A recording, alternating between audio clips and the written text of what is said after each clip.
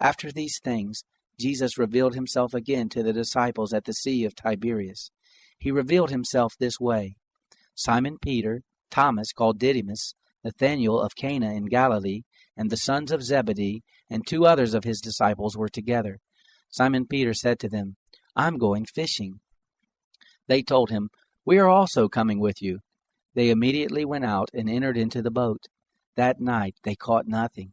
But when day had already come, Jesus stood on the beach, yet the disciples didn't know that it was Jesus.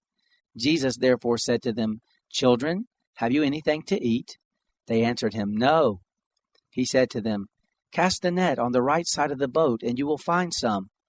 They cast it, therefore, and now they weren't able to draw it in for the multitude of fish.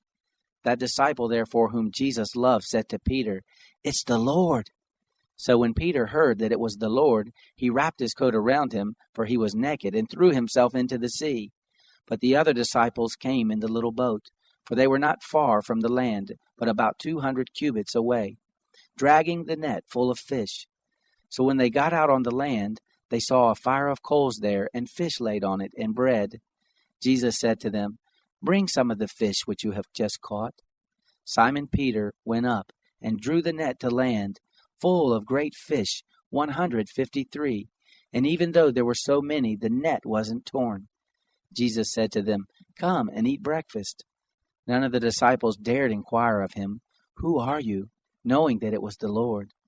Then Jesus came and took the bread, gave it to them, and the fish likewise. This is now the 3rd time that Jesus was revealed to his disciples after he had risen from the dead. So when they had eaten their breakfast, Jesus said to Simon Peter, "Simon, son of Jonah, do you love me more than these?" He said to him, "Yes, Lord, you know that I have affection for you." He said to him, "Feed my lambs." He said to him again a 2nd time, "Simon, son of Jonah, do you love me?" He said to him, "Yes, Lord, you know that I have affection for you." He said to him, "Tend my sheep." He said to him the 3rd time, "Simon, son of Jonah, do you have affection for me?" Peter was grieved because he asked him the 3rd time, "Do you have affection for me?" He said to him, "Lord, you know everything. You know that I have affection for you." Jesus said to him, "Feed my sheep. Most assuredly I tell you, when you were young, you dressed yourself and walked where you wanted to. But when you are old, you will stretch out your hands, and another will dress you and carry you where you don't want to go." Now he said this, signifying by what kind of death he would glorify God. When he had said this, he said to him, "Follow me." Then Peter, turning around, saw a disciple following. This was the disciple whom Jesus sincerely loved, the one who had also leaned on Jesus' breast at the supper and asked, "Lord, who is going to betray you?" Peter, seeing him, said to Jesus, "Lord, what about this man?" Jesus said to him, "If I desire that he stay until I come, what is that to you? You follow me."